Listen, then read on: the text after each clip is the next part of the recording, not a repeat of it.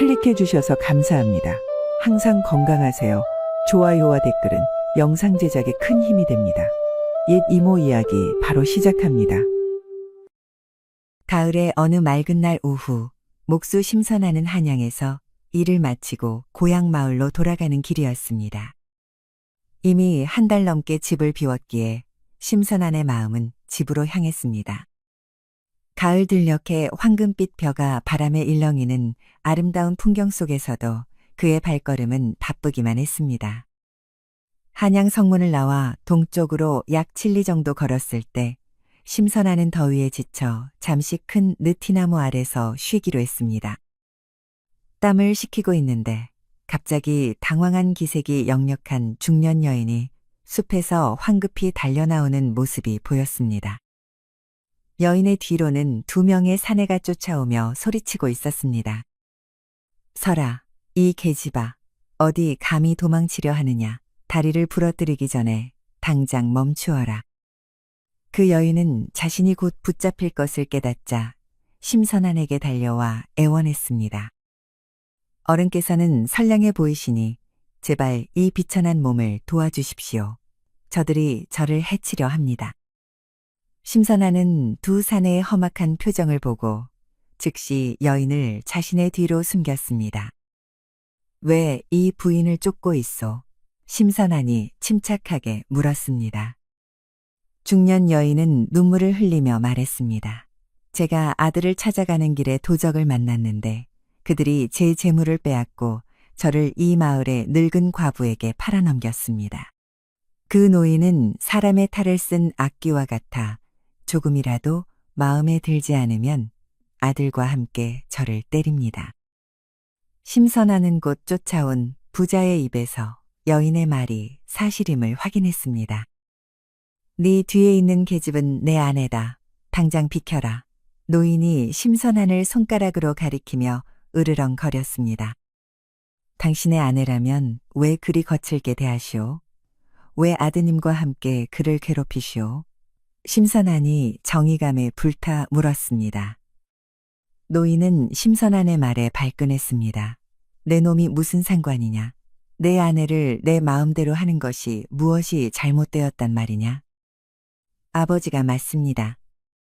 이 여인은 우리 아버지께서 2량의 은화를 주고 산 사람입니다. 이제 우리 집안 사람이니 당신 같은 길 가는 나그네는 상관하지 마십시오. 아들도 거들었습니다. 그렇소? 그럼 내가 당신들에게 2량의 은화를 드리리다.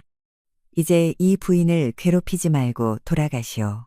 심선한이 단호하게 말하며 주머니에서 은화를 꺼냈습니다. 부자는 은화를 받고 만족해하는 듯했으나 아들은 갑자기 교활한 웃음을 지으며 다시 여인에게 손을 뻗었습니다.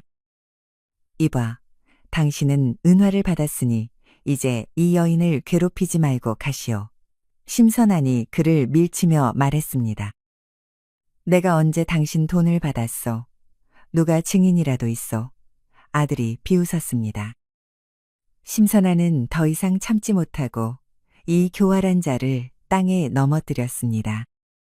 노인이 이 광경을 보고 화가 나서 심선한에게 달려들었지만 노인 역시 아들 곁에 나동그라졌습니다. 심선한은 이 기회를 놓치지 않고 여인의 손을 잡아 서둘러 달리시오 라고 외쳤습니다. 2 사람은 약 1리를 달려 숨을 몰아쉬었습니다. 부자가 더 이상 쫓아오지 않는 것을 확인한 심선한은 여인에게 물었습니다. 이제 안전하시니 가시려던 곳으로 가셔도 됩니다. 아드님을 찾으신다고 하셨지요? 여인은 망설이는 기색이 역력했습니다. 정말 감사합니다만 사실 저는 지금 아들이 어디 있는지 모르겠습니다. 좀 더 안전한 곳에서 머물다가 나중에 찾아보려 합니다. 그렇다면 제 집에 머무르시는 건 어떻겠습니까? 빈 방이 있으니 편히 쉬실 수 있을 겁니다. 여인은 처음에는 주저했지만 심선한의 진심 어린 권유에 결국 그의 집으로 가기로 했습니다. 제 이름은 윤봄이라고 합니다. 당신의 은혜는 평생 잊지 않겠습니다. 여인이 고마움을 표했습니다. 심선한의 집에 도착했을 때 그의 아버지 심한결은 낯선 여인을 보고 얼굴을 찌푸렸습니다. 심선한이 상황을 설명하자 그는 아들을 한쪽으로 불러나지기 질책했습니다. 네가 두량의 은을 들여 그녀를 구했다고? 그것으로 충분하다. 왜 우리 집에 데려온 것이냐? 저 나이든 여인이 먹고 자는데도 돈이 든다는 것을 모르느냐? 심한결은 불만을 토로했습니다. 아버님, 항상 저에게 선행을 베풀라 가르치시지 않으셨습니까? 지금 제가 바로 그 가르침을 따르는 것입니다. 게다가 윤 씨는 아버님보다 나이가 적으니 좋은 말동무가 되실 수 있을 것입니다. 아버지 심한결은 여전히 의심스러워했습니다. 사람의 얼굴만 보고 마음까지 알 수는 없다. 저 여인이 우리 집 재산을 탐내는 것은 아닌지 어찌 알겠느냐. 결국 아버지 심한결은 마지못해 윤봄이 3일만 머물도록 허락했습니다. 그러나 그는 분명히 경고했습니다. 사흘이 지나면 반드시 떠나야 한다. 윤봄은 심 씨의 호의에 보답하기 위해 부지런히 집안일을 도왔습니다. 빗자루를 들어 마당을 쓸고 빨래를 하고 맛있는 음식을 준비했습니다.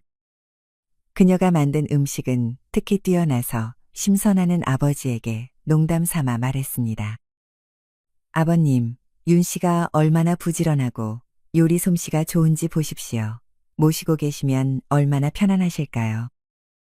그러나 그의 아버지 심한결은 여전히 마음을 열지 않았습니다. 겉모습만 보고 속단하지 마라. 누가 알겠느냐. 저 여인이 우리에게 좋은 모습만 보여주는 것일지도. 심한결의 말이 채 끝나기도 전에 마당에서 빨래를 널던 윤봄이 갑자기 이상한 행동을 보이기 시작했습니다. 그녀는 방금 빨아 널었던 옷들을 모두 땅에 던지고는 그 위에서 춤을 추기 시작했습니다. 인생은 짧으니 즐거울 때 즐겨야지. 달빛 아래 술 한잔 하지 않음을 한스러워 마소서. 윤봄이 웃으며 소리쳤습니다. 심한결은 크게 화를 냈습니다. 아니, 이 여인이 미쳤구나. 그는 윤봄에게 다가가 그녀의 뺨을 세게 때렸습니다. 놀랍게도 윤봄은 한 대 맞고 정신이 돌아온 듯 했습니다. 그녀는 머리를 흔들며 혼란스러운 표정으로 물었습니다. 제가 또 발작을 일으켰나요? 솔직히 말씀드리자면 제게는 병이 있습니다. 두세 달에 한 번씩 이런 발작이 일어납니다. 발작이 일어나면 제가 무슨 짓을 하는지도 모릅니다. 정말 죄송합니다. 윤봄이 고개를 숙이며 사과했습니다. 심한결은 이제 확신했습니다. 이 여인은 정말 머리가 이상하다. 더 이상 우리 집에 둘 수 없다.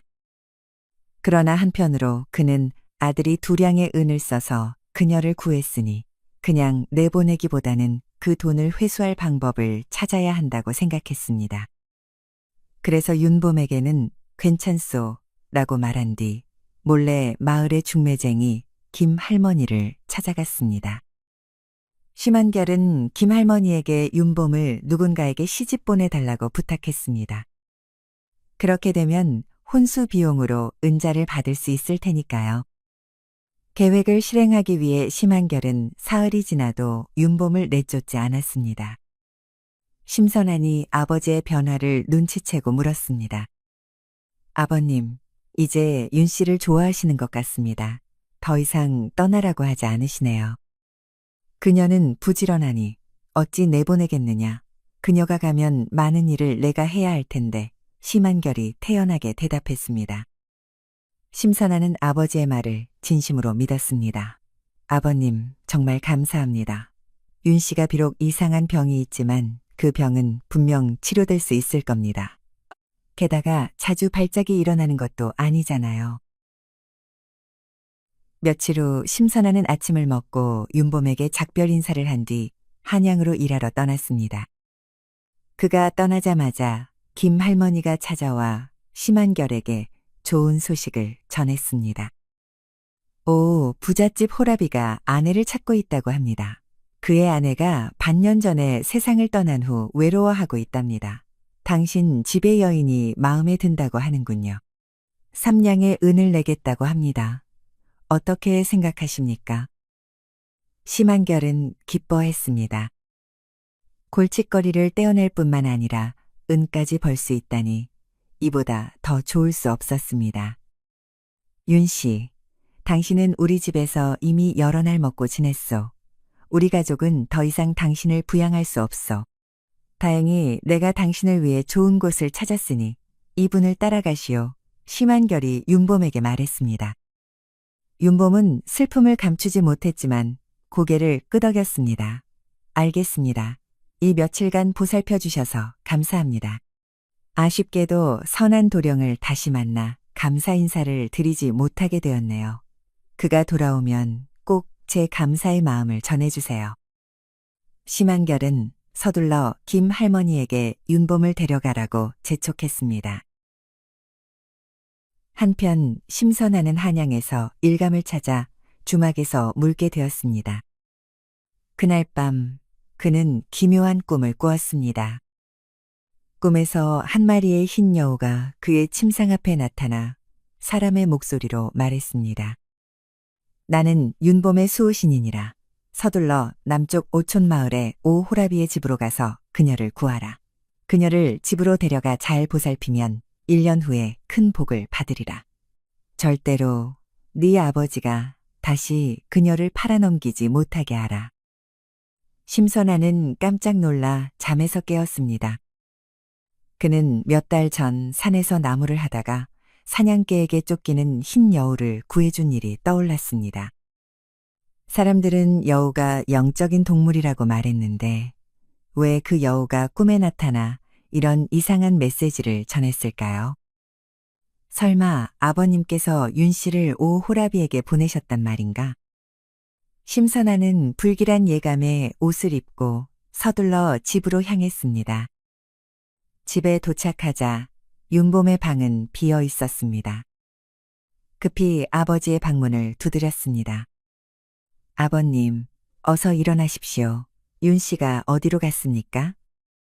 뭐라고? 방에 없다고? 아마도 그녀의 병이 다시 발작해서 어디론가 달아났겠지. 심한결이 거짓말을 했습니다. 심선아는 의심이 들었습니다. 그럴 리가 없습니다. 대문은 안에서 걸려 있었고 저는 담을 넘어 들어왔습니다. 그렇다면 그녀도 담을 넘어 나갔겠지. 심한결이 말했습니다. 아버님, 혹시 윤 씨를 남쪽 오촌마을의 오호라비에게 보내신 것은 아닙니까? 심선아니 직접적으로 물었습니다. 심한결은 크게 놀랐습니다. 네가 어떻게 알았느냐? 심선안도 놀라움을 감추지 못했습니다. 꿈속 여우의 말이 사실이었던 것입니다. 그는 지체 없이 도끼를 들고 오촌 마을로 향했습니다. 오호라비, 본명 오덕재는 20년 동안 두부를 만들어 팔았습니다. 그의 아내가 살아있을 때는 두부를 갈고 만드는 일을 도왔지만 아내가 죽은 후에는 모든 일을 혼자 해야 했습니다. 그래서 그는 아내를 새로 맞아 자신을 도울 사람이 필요했습니다. 그가 5량의 은을 주고 김 할머니로부터 윤봄을 산 후 윤봄은 갑자기 그의 마당에 있는 돌로 만든 장식물을 밀어 넘어뜨렸습니다. 이에 분노한 오덕재는 윤봄에게 매를 때리고 그녀의 손을 묶어 마당의 나무에 매달아 놓았습니다. 밤이 깊어지자 윤봄은 자신의 불행한 운명을 생각하며 지난날 행복했던 집을 그리워하며 울기 시작했습니다. 마침 오촌마을에 들어선 심선하니 이 울음소리를 들었습니다. 그는 소리를 따라가 오집의 마당을 발견했고 거기서 나무에 묶인 윤봄을 발견했습니다. 윤 씨, 울지 마십시오. 제가 왔습니다. 심선한이 말했습니다. 선한 도령, 정말 당신인가요? 윤봄이 울음을 그치고 물었습니다. 심선아는 재빨리 윤봄에 묶인 손을 풀어주고 그녀를 데리고 조용히 오집을 빠져나왔습니다. 두 사람은 서둘러 심선한 집으로 돌아왔습니다. 심한결은 심선한이 윤봄을 다시 데려온 것을 보고 크게 화를 냈습니다. 내가 애써 이 골칫거리를 내보냈는데 네가 다시 데려오다니. 네가 나를 화나게 하려는 것이냐? 아버님, 윤 씨를 누군가에게 보내시려면 적어도 좋은 사람에게 보내셨어야죠.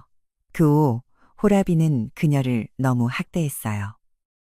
그는 윤 씨를 때리고 밤새 나무에 묶어 놓았습니다. 어찌 이런 일을 두고 볼 수 있겠습니까? 윤봄은 무릎을 꿇고 애원했습니다. 심 어르신, 오직 당신 가족만이 저에게 친절했습니다. 저는 어떤 일이라도 할 수 있으니 제발 저를 내쫓지 말아주세요. 그녀는 심한결 앞에 무릎을 꿇었습니다.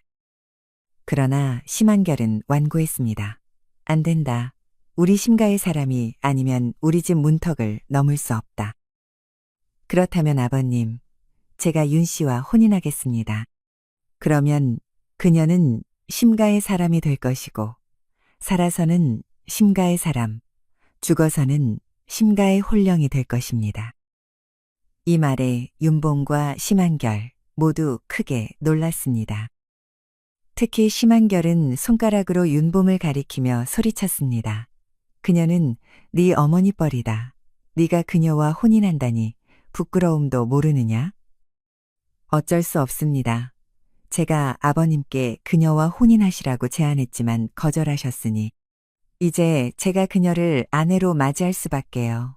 심선하는 윤봄이 머물 수 있게 하기 위해 자신의 체면까지 내던졌습니다.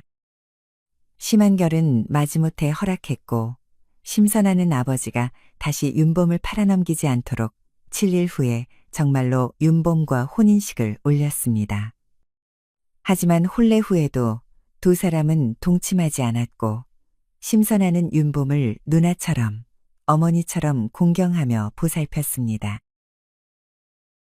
혼인한 지 2달쯤 지났을 무렵 깊은 밤 심선하는 우연히 자신의 방 밖에서 나는 이상한 소리에 잠을 깼습니다. 달빛이 드리운 마당에는 윤봄이 홀로 서 있었고 그녀는 가녀린 손으로 자신의 옷깃을 조금씩 풀어내고 있었습니다. 심선하는 숨을 죽이고 바라보았습니다. 달빛 아래 윤봄의 모습은 그가 지금까지 본 적 없는 아름다움이었습니다. 그녀의 피부는 달빛에 은은히 빛났고 긴 머리카락은 바람에 흩날렸습니다. 윤봄은 춤을 추듯 움직이며 중얼거렸습니다. 이 몸이 비록 나이 들었으나 아직도 정이 마르지 않았구나. 달 아래서 홀로 서니 가슴이 타는 듯하구나. 심선하는 순간 그녀에게 다가가고 싶은 충동을 느꼈지만 자신이 약속한 도리를 지켜야 한다는 생각에 그 자리에 굳어 있었습니다. 이때 윤봄이 갑자기 고개를 돌려 심선한을 발견했습니다. 그들의 눈이 마주쳤고 윤봄의 눈에는 수치심과 동시에 묘한 열정이 어려 있었습니다. 도련님, 제가 또 이상한 행동을 했나 봅니다. 부끄럽습니다. 그녀가 서둘러 옷을 여미며 말했습니다. 심선아는 천천히 그녀에게 다가갔습니다. 윤 씨, 아니, 이제는 제 아내이시니 그냥 아내라고 부르겠습니다. 부끄러워하지 마십시오. 달빛 아래 당신의 모습은 정말 아름답습니다. 윤봄은 얼굴을 붉히며 고개를 숙였습니다. 저는 도련님께 짐만 되는 늙은 여인입니다. 제가 어찌 도련님의 진정한 아내가 될 수 있겠습니까? 심선아는 윤봄의 손을 부드럽게 잡았습니다. 아내, 저에게는 당신의 나이가 중요하지 않습니다. 당신은 이미 제 마음속에 깊이 들어와 있습니다. 그날 밤 두 사람은 처음으로 진정한 부부의 정을 나누었습니다. 달빛 아래서의 그들의 만남은 서로에 대한 깊은 애정과 존중으로 가득 찼습니다. 윤봄의 병은 사실 오랜 세월 억눌려 있던 그녀의 정열이 가끔씩 표출되는 것이었고 심선아는 이제 그것을 이해하게 되었습니다. 이후로도 그들은 때때로 달이 밝은 밤이면 마당에서 만나 서로의 마음을 나누었습니다. 심한결은 이 일을 전혀 알지 못했고 낮에는 여전히 두 사람이 서로를 공손히 대하며 적당한 거리를 유지했기 때문입니다. 혼인한 지 1년이 지난 7월 칠성날 윤봄은 심선한과의 비밀스러운 관계로 인해 예전보다 훨씬 건강하고 행복해 보였습니다. 아침 식사 후 그녀는 갑자기 미소를 지으며 심선한에게 말했습니다. 선한도령, 그대가 1년 동안 저를 정성껏 돌봐주셔서 진심으로 감사드립니다. 그대는 제 아들보다도 더 저를 잘 대해주셨습니다. 이제 그 은혜에 보답하고자 합니다. 제가 진정한 아내를 그대에게 선물하고 싶습니다. 그녀는 제 조카인데 매우 아름답습니다. 어떠신지요? 아내를 구할 수만 있어도 다행인데 어찌 아름다운 여인을 바라겠습니까? 심선아는 부끄러워하며 웃었습니다. 윤봄은 미소를 지으며 말했습니다.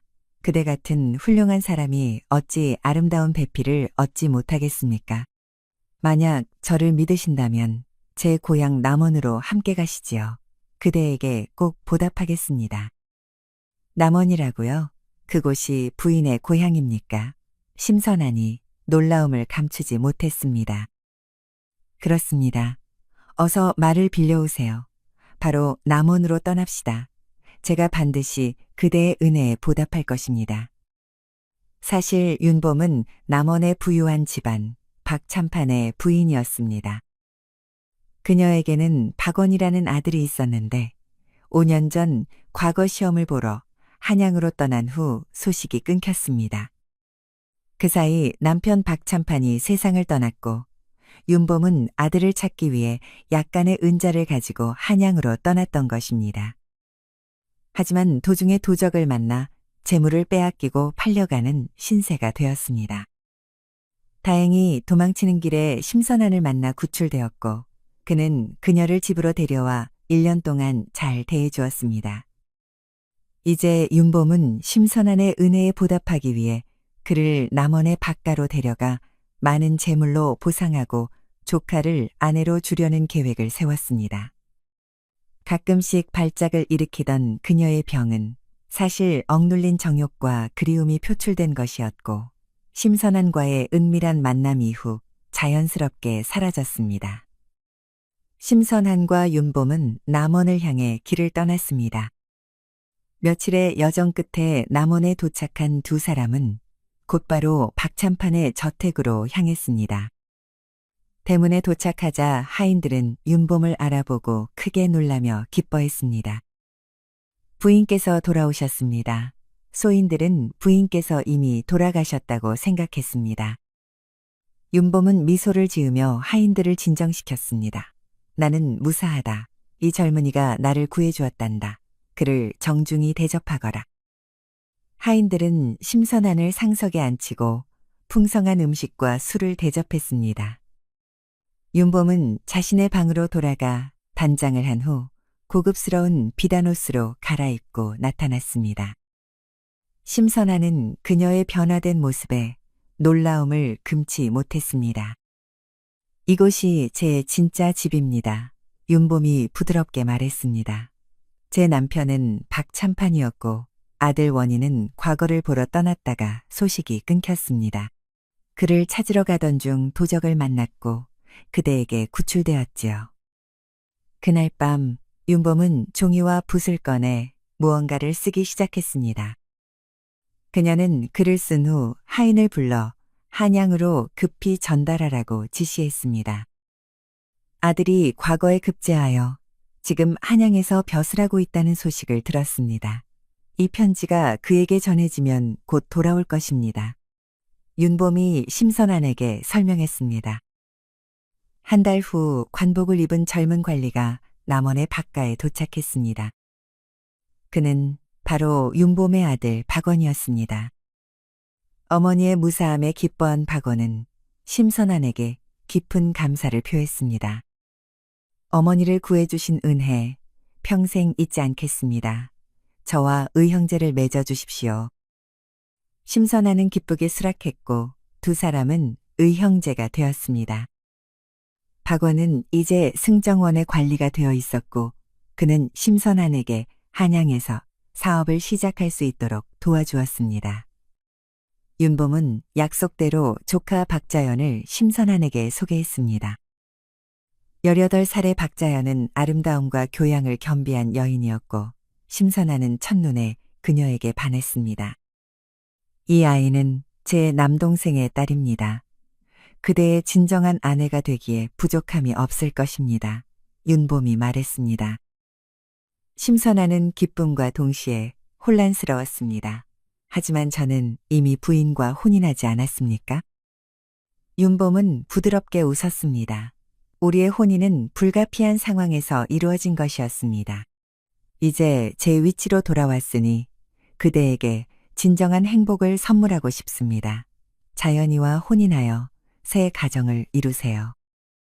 심선아는 윤봄과의 은밀한 관계를 생각하며 망설였지만 그녀의 진심 어린 바람을 거절할 수 없었습니다.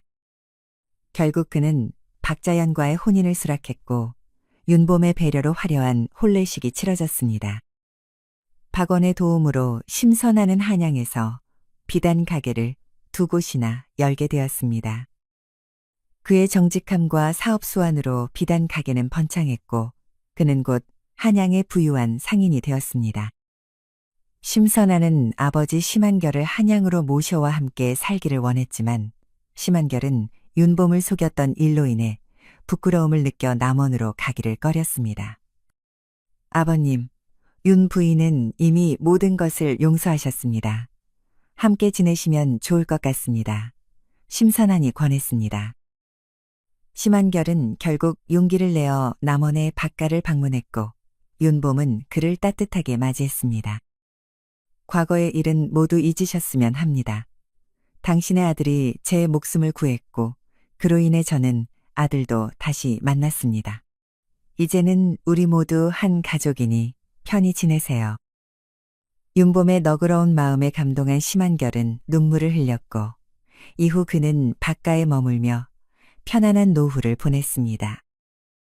심선안과 박자연은 행복한 결혼 생활을 이어갔고 첫 해에 아들을 얻었습니다. 윤봄은 손자를 안고 기쁨의 눈물을 흘렸습니다. 선한 도령, 그대가 나를 구해주지 않았다면 이런 행복을 누릴 수 없었을 것입니다. 하늘이 그대의 선행에 복을 내려준 것 같습니다. 심선아는 자신의 고향 마을을 자주 방문하여 어려운 이웃들을 도왔고 마을 사람들은 그를 심대선인이라 불렀습니다. 세월이 흘러 심선아는 40이 되었고 그의 비단 사업은 전국적으로 확장되었습니다. 그는 이제 3명의 자녀를 둔 자랑스러운 아버지였고 박자연과 더없이 행복한 가정을 이루고 있었습니다. 어느 날 밤 심선아는 서재에서 일을 마치고 침실로 향하던 중 정원에서 달빛 아래 홀로 서 있는 윤봄의 모습을 발견했습니다. 그녀는 여전히 아름다웠고 세월의 흔적이 느껴지긴 했지만 고귀한 기품이 더해져 있었습니다. 아직도 그런 습관이 남아있군요. 심선아니 부드럽게 말했습니다. 윤봄은 놀라 돌아보았지만 곧 미소를 지었습니다. 오랜만에 달이 너무 밝아서 나왔을 뿐입니다. 심선아는 천천히 그녀에게 다가가 나란히 서서 달을 바라보았습니다. 침묵 속에서 두 사람의 옛 추억이 물결처럼 흘렀습니다. 왜 그때 저에게 진실을 말하지 않으셨습니까? 심선아니 문득 물었습니다. 처음부터 부인이 박참판의 부인이라고 말씀하셨다면 저희 아버지도 그렇게 행동하지 않았을 텐데요. 윤봄은 깊은 한숨을 내쉬었습니다. 당시 저는 제가 누구인지 밝히면 더 위험할 수 있다고 생각했습니다. 도적들이 제 신분을 알고 납치했을 수도 있으니까요.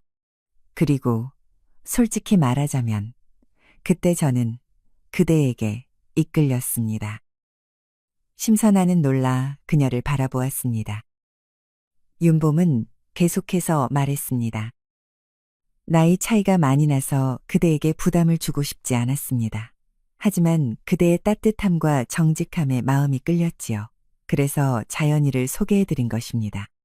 그 아이라면 그대에게 행복을 줄 수 있을 거라 생각했으니까요. 자연이는 심선하니 망설이며 말을 이었습니다. 윤봄은 미소를 지으며 그의 말을 끊었습니다.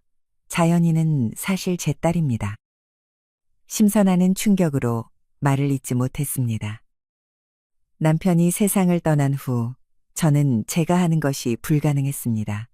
하지만 자연이는 제 늦둥이 딸로 아무도 그녀의 존재를 몰랐습니다. 그래서 조카라고 소개했던 것입니다. 그대가 저의 은인이었기에 제 가장 소중한 보물인 딸을 그대에게 드리고 싶었습니다. 심선하는 눈물이 흘렀습니다. 그런 진실이 있었군요. 그럼 우리 아이들은?